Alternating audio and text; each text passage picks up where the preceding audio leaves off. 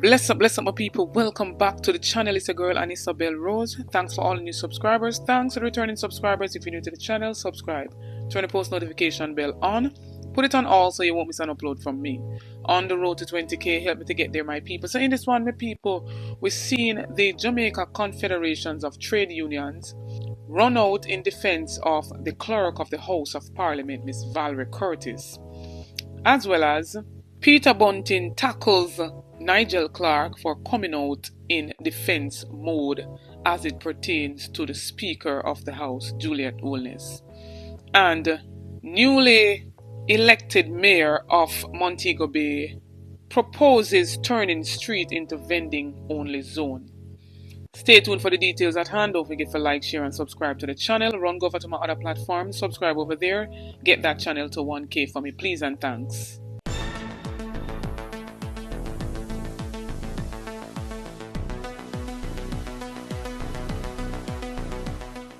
Some people, following the closing of the budget debate by Nigel Clark, we see him come out in support and in defense mode for Juliet Holness and saying that the People's National Party must not touch Juliet Holness. Opposition leader can publicly emasculate Philip and Julian.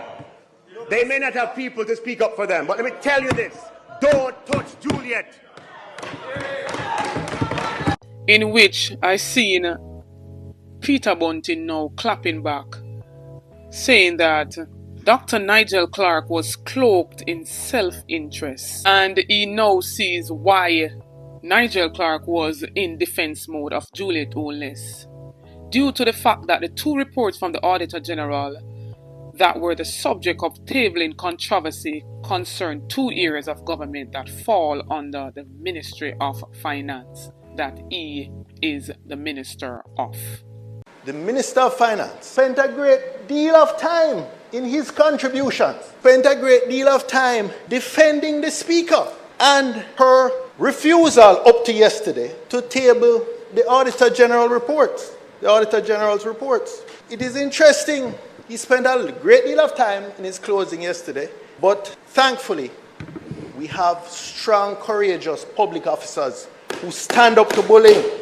These reports covered two agencies that are within the portfolio of the Minister of Finance. These reports cover, in one case, the Tax Administration Jamaica, which has been paying rent or lease for the last 4 years, which had run up to $350 million and counting on a building which they have not yet occupied. They also mention another one. They also mention another one in St. Mary in Montego Bay, where the MP in a company, through a company associated with him, is the landlord. And similarly, millions of dollars spent on a building which was not occupied. Perhaps that is why the minister was so defensive, protective of the Speaker who was holding back these reports.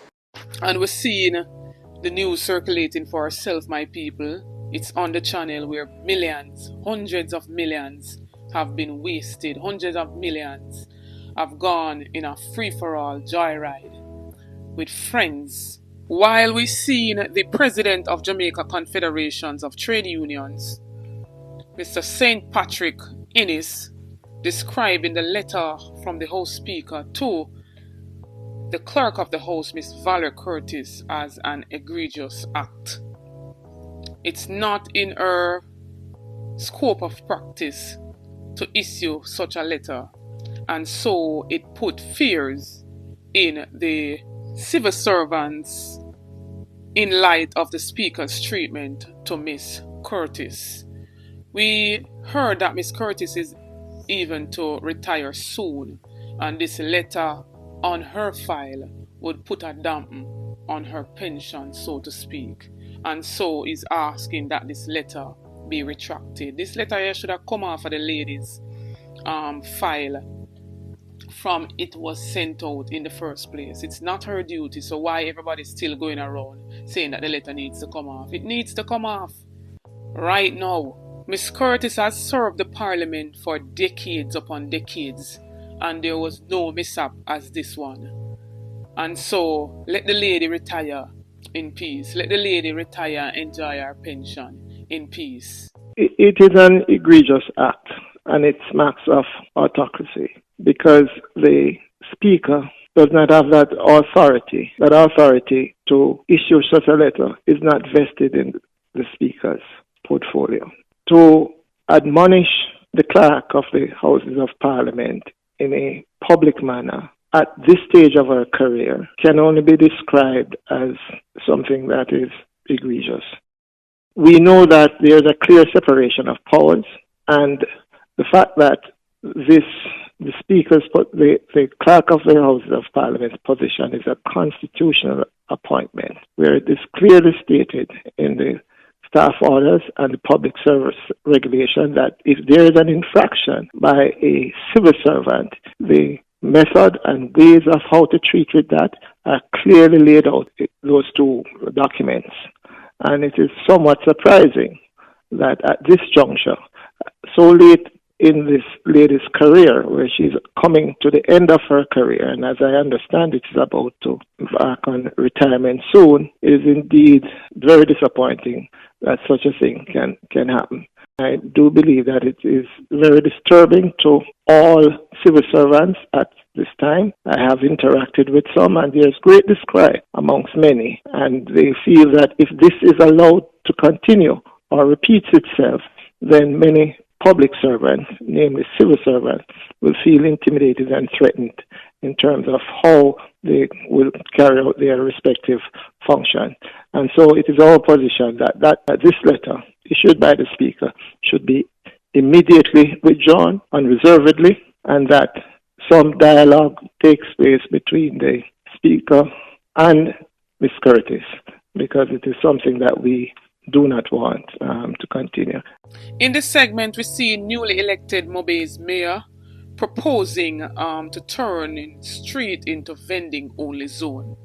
And Richard Vernon says this is an effort to regulate the city's long-standing issue of illegal vending. And remember that vending zones were previously set up across the township by the former mayor Leroy Williams. And the people said that they refused to be restricted, and therefore they didn't use it. They wanted to go out on the sidewalks, right, throughout the city. So him coming back to repropose this, do you believe that this is a good idea for the city of Montego Bay? So we have created that unit to first conduct a research, because we have been putting in many regulations, but have we properly researched the culture of vending? We have not. So we are carrying out the research and to come up with the findings that will guide us as to how we will treat with the management. We have also put forward possibility of closing a street in downtown Montego Bay to facilitate vending. But we have to complete that study in conjunction with NWA, because they manage the traffic movements within the town, to know the impact of street closure in certain zones that can facilitate them. But we're not just going to close the street and say go on it and vend. We're going to upgrade it, put in the bricks and pavers, provide the facilities to carry out the activity. You know that we have food vendors, the itinerant vendors, several different types. So for the food vendors, we are creating the safe food zones that we set up with the platform so they can put their jerk pan, their this, their that, and organize the area. Put them in that. So we reduce the number of the overall. So which street you're looking at putting? So we're now looking at Lower Lawrence Lane, and we're to meet with the members from 4th Street on Thursday, the business operators in the space, so that we can work together to facilitate the activity in the space. Our concern is to ensure that in that safe food zone and under the safe food program, the food that they're selling on our streets, they actually meet the protocols of public health.